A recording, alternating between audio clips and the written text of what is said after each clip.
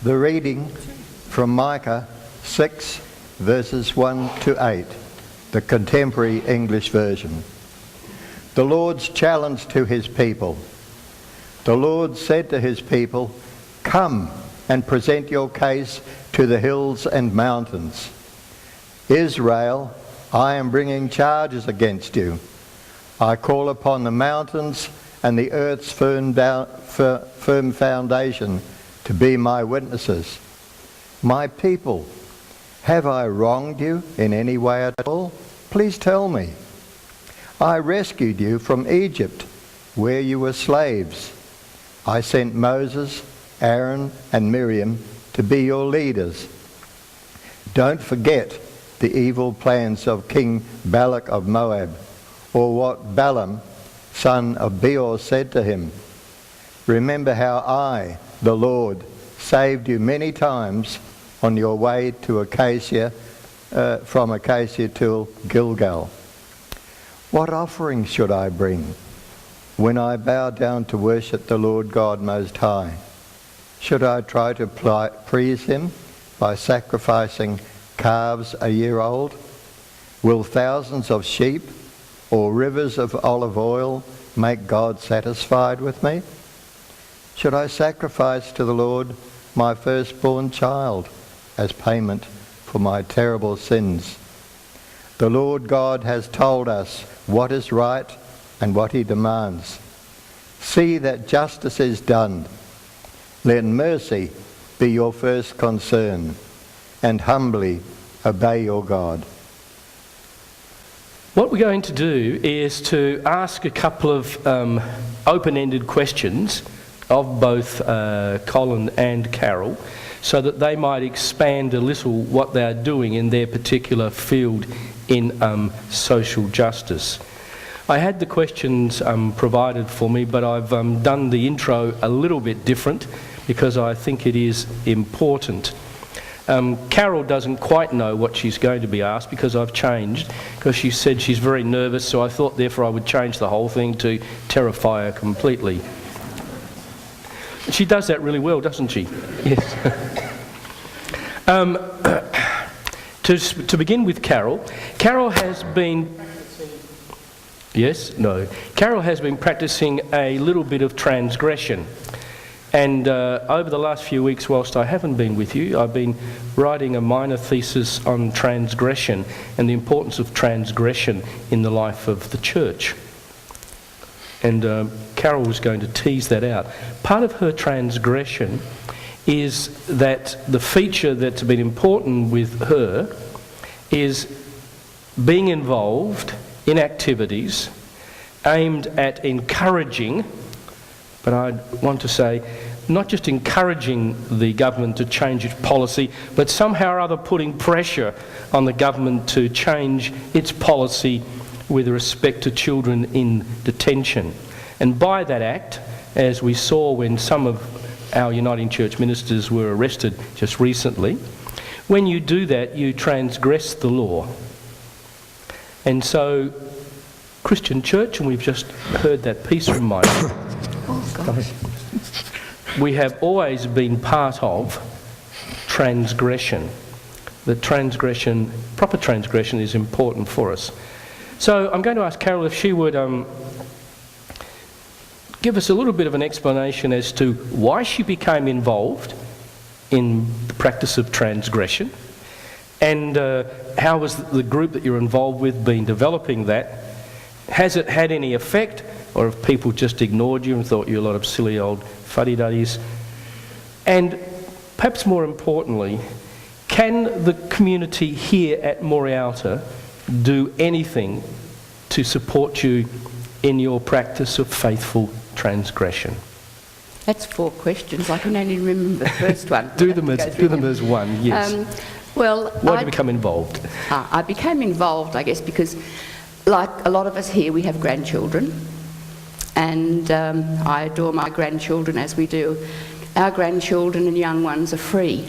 They can go to school, they can go to the beach to play, they can climb a hill, they can do whatever they want, and we encourage them to do that. when I'm watching television and I see these children in detention, I put the faces of my grandchildren on those children, and I get really upset. And I would hate to see any child that I know go through that, but hundreds and hundreds of children, not only in detention, in Australian detention centres, but all over the world go through that. So I thought, what can I do? Instead of sitting there and shouting at Mr Morrison when he's spruiking off on the television or thumping the newspaper when I'm reading it, that I might be able to do just something to prick the consciences and of the people that actually make these decisions. So Christine Seacombe, for many weeks, had been delivering teddy bears with a message. She was delivering to Mr Pine's office once a week, and the social justice team thought perhaps we could broaden that to our community. So we purchased all these little teddy bears and asked you people here and others that use this church if they wouldn't mind signing them, just so that we could take the message to Christopher Pine, who is our local member, and hope, above hope, that he might have something in him somewhere that might say, okay, we're not doing the right thing here. So over a period of weeks, we delivered just over 90 of these little teddy bears to Mr Pine's office. He wasn't there, but his secretary was most generous, and as we handed them over, there was Christine and John and Bruce and Anne, and we read out the names of everybody that had signed these teddy bears. And in some stages we said a little bit of something about them. This person was 7, or this person happened to be 93. And they were very patient, and as we went through all of these. So I guess in doing that, we are just hoping that a message somewhere will get through. And it only takes one person in the government to say, hey, in the governing side, hey, I don't think we're doing the right thing here. So that's why I've become involved, because I put my grandchildren's faces into those young people in those settings. What else? Okay, do you think it has had any effect? Well, I think it's had, I don't know if it's had an effect on the policy or not, but I do think it has had an effect on us, the people who have signed those little teddies to take in. I think that it's made us think, perhaps made us think a little bit more about it, about if we can do anything, can we write to Mr Pine or to the government, or can we talk to our neighbours about it? I think it's just public awareness that this is not the right thing to be doing by anybody. And you know, I'm just hoping that if all our consciences are pricked just that little bit, and 100 people here from Morialta do something about it, well, 100 people from somewhere else may do something about it. And finally, in what way can the community here at Morialta support you and the others? Well, I think that they have supported us so far, but just to be conscious all the time of the terrible things that are happening to these young people. Children who are drinking dishwashing detergent and children who are sewing their lips together. So I think that in support of that, we can do here as a group is to write to the authorities, email the authorities, and point out the fact this is not acceptable. It is the most hideous crime that we can have for children. Thank you, Carol. Colin, over the last few days, few weeks, each one of us has been privy, even if we haven't wanted it, to the demonisation by federal politicians and the media of Islam. You have been involved in promoting Islam with a different perspective, with Islam as a peaceful, caring religion that is very much God-centred. Given the way so much of Australia is at the moment, why have you been doing that? Why have you become involved in that?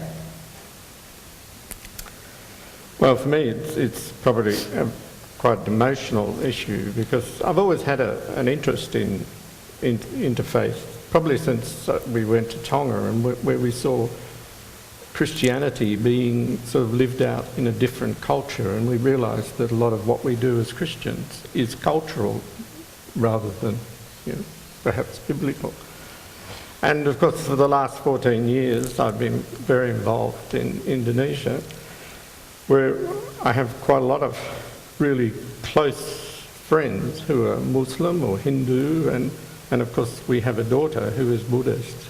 And Margaret and I, in fact, are honorary adopted grandparents of 4 little Muslim children, and even though, and it was our privilege, we had to buy the goats for their akikah, which is their 40th day. When children reach their 40th day of life, then there are goats sacrificed as part of the celebration. And although Margaret had a problem that we had to buy 2 goats for the boys when we'd only bought 1 goat for their older sister, fortunately their father's a very charming young man, and so even Margaret got over that. And I've also supervised quite a number of graduate students over the years who are Muslims. And as many of you realise, a successful graduate student supervisor relationship is pretty much a until death do us part type of relationship. As a friend of mine says, one of the striking differences between a graduate student and your own son is that the graduate student will offer to repay the loans. So it's because of these connections that I react the same way when I hear ill-informed and unfactual statements being made about Muslims as I would if people make similar statements about pig farmers in general or intensive industries in general, or even the people of Morialta and my friends here. I feel that as a friend and someone who has close relationships and understands a lot about it and realises that it is not, what people are saying is not a general truth, then I must respond. Given the community here, and I've already prefaced it with these comments, the way in which we all are bombarded by media with so much negativity and bile, what can we do as this community of the people of God here at Morialta to support you in the particular actions and reflections and givings that you undertake? Well, some of the things that we've been doing, I'm happen to be on the Uniting Justice Reference Committee, which is part of Assembly, and we joined with other people in being instrumental in establishing what is called a pledge, or a group that have pledged to love Muslims for 100 years, and this was in response to the Murdoch or the News Limited headlines stating that we were at war with Islam for 100 years.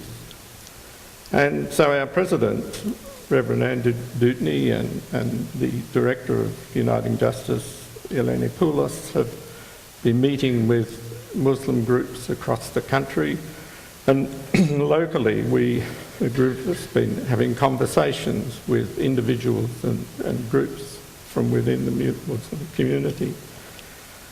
And that is really just to say, here we are, we'll support you, is there anything we can do? And giving them a sense of understanding. And it was interesting that one of the women that we spoke with, one of the questions was, what is something really uplifting that has happened? Because we asked them, what negative things were happening, and some of them being spat on and others have had their car graffitied, etc., etc. But the question, what was the most uplifting thing that had happened to her in the last month? And it was that she had been in a supermarket and she wheeled her trolley around the corner, and 2 other women moved their trolleys and smiled and said hello to her and asked her how she was, and just sort of had a short conversation. And that had been her highlight of a month, and we realised just how easy it is to support people in need. All you need to do when you're walking down the street is just, if you see someone who's, well, any stranger really, to smile at them, because maybe that's going to make their day. And so I personally always, if I get a taxi and it's quite obvious the driver is a Muslim, I always make sure I sit in the front seat and get him involved in conversation and have a discussion. But I think, and so I think this is what we can do as a community. and also, of course, our group, we respond by writing letters to MPs, columnists such as Andrew Bolt, and letter writers in the paper too, and actually not attacking them, but querying the evidence for their statement. Because people say most amazing things. I had somebody recently, a friend of mine, a good friend, who said, you know, of course, Muslims must kill a non-Muslim to get into paradise. And I said to him, can that really be right? And he said, oh yes, I read it, I saw it somewhere. And I said, but if you think about that, if any of us go to a country like Turkey, Indonesia, Malaysia, then that would be like committing suicide, because there aren't enough non-Muslims in a country like Indonesia with 80% for everybody to be able to shoot a non-Muslim. So, you know, it's just a rubbish thing. And the other thing that I do when people send me an email, because there are often really violent emails that are circulated, rather than just trashing it, I respond and pick up on things which are quite obviously incorrect, such as in one that I received from a colleague of mine, which was warning people about how Muslims take over a country, and it started at 10%, 20%, and when they reach 40%, and when they reach 60%, democracy disappears. And as I pointed out to this person, that Indonesia is a country with 80% Muslim, and yet democracy is growing and flourishing. And in fact, the new governor of Jakarta is a Christian of Chinese descent. And the governor of Jakarta is probably the third most highest and respected political position in the land. So as I said to the person, should I be writing to my Muslim friends and warning them that Christians are taking over their country? And but it had the right effect, because the person then realised that this article that they had been circulating to all their email list was in fact just a load of rubbish. Carol, excuse me, any last few comments that you'd like to make? Well, I just think that we're called on to be fair to all peoples, and God does not differentiate, and neither should we. Just pray for these young people and the adults as well. I mean, that's also a terrible crime, but just that these children, their life will never ever be the same. It can never be the same as our children and grandchildren's, and it's a crime against humanity, and we hear about that a lot, but that's what it is. Thanks. Colin, any last word? Not really, only just probably smile at everybody you see if you don't know who they are. A reading. Jesus is no less insistent that to know God involves a concern for the poor and vulnerable. But Jesus goes a step further and turns upside down notions of power and authority. He identifies with the rejected. Good news is preached to the poor and the outcast. They are healed of their ills and their exploiters are challenged. Jesus emphasises, in a myriad ways, the essential dignity of every person. It is precisely being this poor, alienated person is made in the image of God and beloved of God, that all are called to attend to his or her needs. Having a relationship with God is much, much more than adherence to religious laws and rituals. It requires a humble, loving service of others. Devout Jew though he was, Jesus denounced the structures of oppression put in place by the Pharisees and challenged them to liberate those weighed down by the burdens of law.